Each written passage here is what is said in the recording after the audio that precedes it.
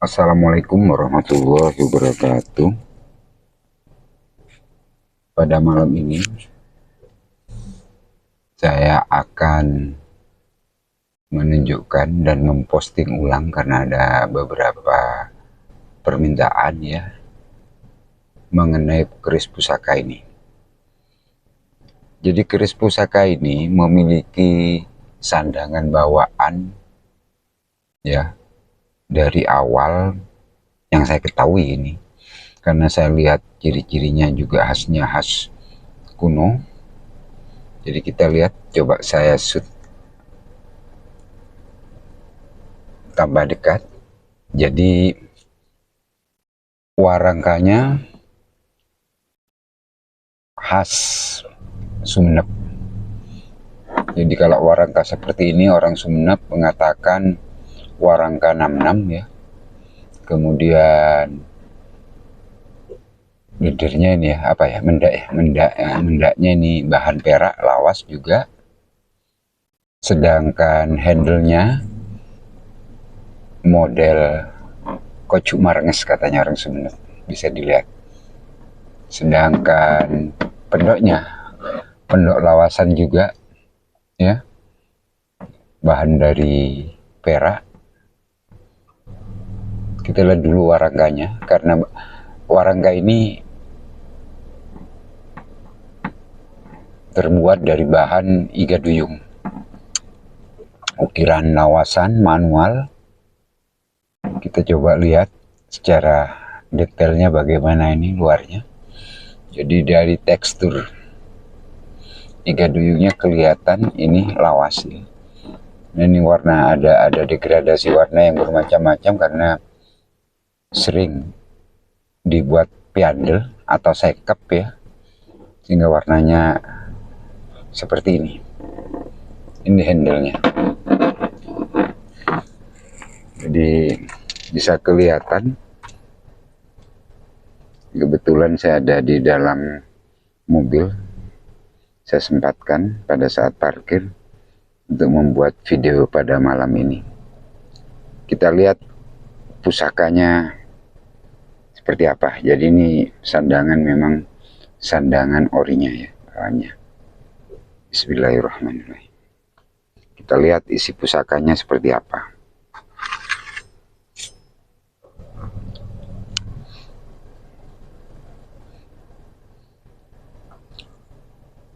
Ini pusakanya.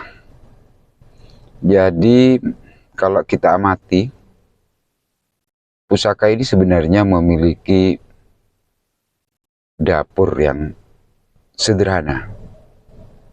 Jadi sebuah keris pusaka dengan dapur brojol ya. Kalau dilihat dari tekstur yang nampak setelah berusia ratusan tahun, kemudian perawakannya yang cukup ramping, panjang dari ini ke ujung bilah juga normal, yaitu sekitar 36,3 cm ya. Sedangkan gandiknya, gandik lugas tegas ya juga. Ini saya dekatkan dari ricikan bawah, karena di dalam mobil gelap saya menggunakan bantuan cahaya blit kamera pijitannya ini. Jadi pas pijitan tangan, kemudian bentuk lekukannya tegas ya, tidak ada ricikan lain. Sedangkan di bagian tengah ini ada pamor tipan seperti ini. Ini coba kita lihat. Jadi pada bagian sorsoran bisa kita amati. Jadi pemirsa, tidak ada penerangan lain, cuman blitz ya. Kebetulan tadi sempat saya minyaki, sudah saya lap dengan tisu, masih tetap ada sisa-sisa minyak. Coba kita lihat pada bagian bawah, ini bentuknya. Ini tanpa pembesaran. Bentuk sirah cecaknya, kemudian pamornya. Ini saya dekatkan ya. Kita lihat bagian gandik lugasnya. Ada ornamen ciri khas di sini. Jadi pamornya seperti pamor huruf U di sini ya. Nah, kemudian pamor pada ini gandi lugasnya. Kalau mau mengamati tempat lipatnya padat, pembakarannya sempurna, pada bagian ini paling mudah. Kita lihat sekarang bagian ujung dari gonjonya. Kita lihat gonjonya seperti ini. Jadi sabit frontal ya. Kemudian wadidangnya bisa diamati. Jadi pemirsa bisa melihat bahwa tempat lipatnya rapat, matang ya. Kemudian pamor, kalau kita amati adalah pamor melumah dan pamor tipan yang tercipta akhirnya. Jadi kalau orang lebih mudahnya mengatakan seperti kalau kita mengecat ya, mengecat warna cat ya, kemudian ngecatnya kental, jadi seolah-olah ngecat diseret. Bagaimana cat kalau kental diseret itu seperti ini. Di bagian sor-soran kalau kita amati ada pamor rojo gundolo, bisa dilihat. Coba kita lihat sebaliknya. Nah ini juga. Kemudian pada tengah gonjo ini bisa diamati ada pamor tipannya yang bentuknya seperti ini nih. Jadi di tengah ada hitam, kemudian ada seperti ini melengkung ya. Monggo diamati dulu. Permukaan bilahnya berbentuk tidak ada odo-odo. Jadi melumah, hampir rata ya permukaan bilahnya, namun padat. Bisa kita amati dengan penerangan cahaya blitz seperti ini.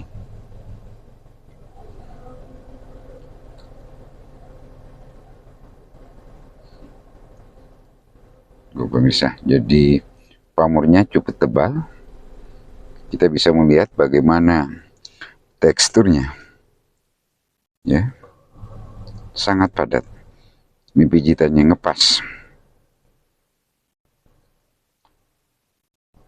Dari bentuk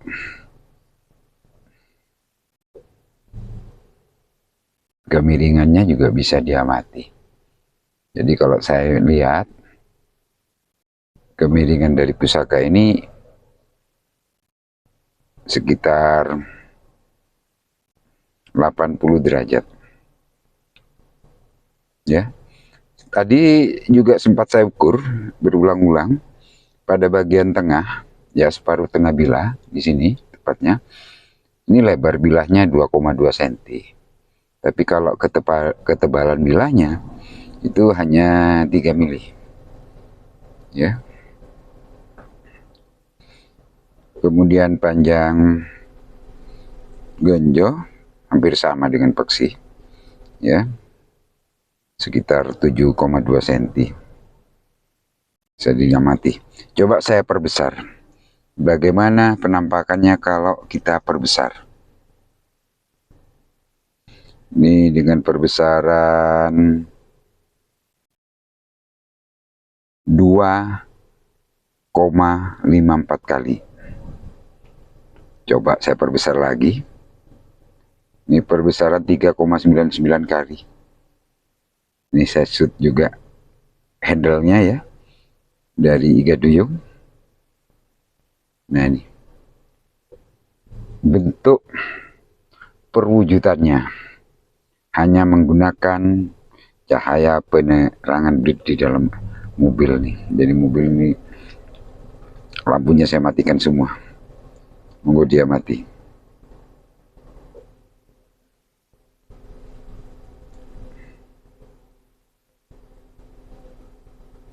Kita lihat sebaliknya.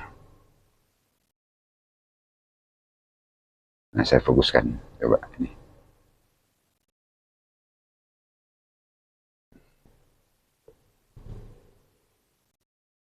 Jadi antara besi aji dengan pamor melumah. Tangtingan pusangan ini cukup ringan, ya, ya mantap. Seimbanglah dengan panjang bilahnya 36,3 cm, ya. Nah, ini handle-nya juga sepuh. Bisa kita amati bahwa bahan pamornya ini berkualitas dan terjadi degradasi warna. Permukaan bilahnya bisa dilihat lumer dan padat.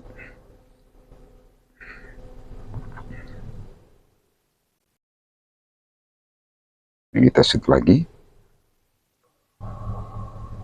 dengan perbesaran 3,99 kali. Jadi pemirsa bisa melihat pamor yang tercipta adalah pamor tipan. Kebalikannya, tetap dengan perbesaran 3,99 kali. Sekarang pemirsa saya akan tunjukkan bagaimana permukaan dari warangkanya kalau diperbesar 3,99 kali. Nah ini, maaf pemirsa, ini warangkanya. Jadi ini memang warangka bawaannya. Bisa dilihat. Jadi juga terjadi degradasi warna. Ukirannya, permukaannya kalau saya pegang mulus, ya. Nah ini lubangnya. Nah ini kebalikannya juga terjadi degradasi warna. Ini pendoknya, pendok bunton dari bahan perak sepuh. Ini sudah saya bersihkan, saya rawat memang pusaka ini. Estimasi saya, ya, saya kembalikan ke awal dulu biar perwujudannya nampak karena ruangan dalam mobil sempit. Pusaka ini garap khusus, ya, di lingkungan keraton atau disebut garap dalem katanya orang Pakris.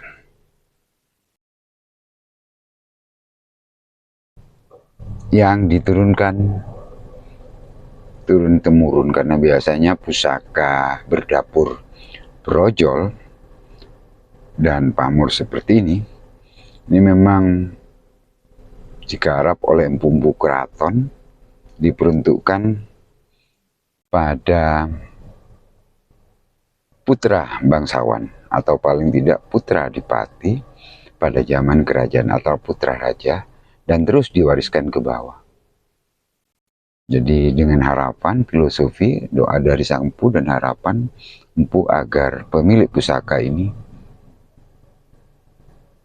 mendapatkan manfaat mudah, jadinya dalam menghadapi kehidupan, mudah dalam berkarir, dan yang tak kalah pentingnya dilengkapi dengan doa agar pemilik pusaka ini selalu mendapatkan keselamatan baik di dunia dengan akhirat, dan akhirat dengan bentuk keris lurus seperti ini, agar semakin beriman dan takwa kepada Tuhan, ya, kepada Allah Subhanahu wa Ta'ala.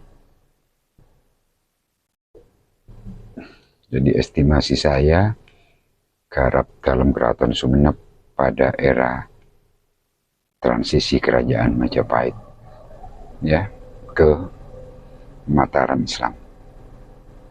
Sekian saja dulu ulasan mengenai pusaka ini. Semoga para pencinta tosan aji dimanapun saja berada dalam kondisi sehat walafiat, damai, dan tetap rukun bersama keluarga. Wassalamualaikum warahmatullahi wabarakatuh.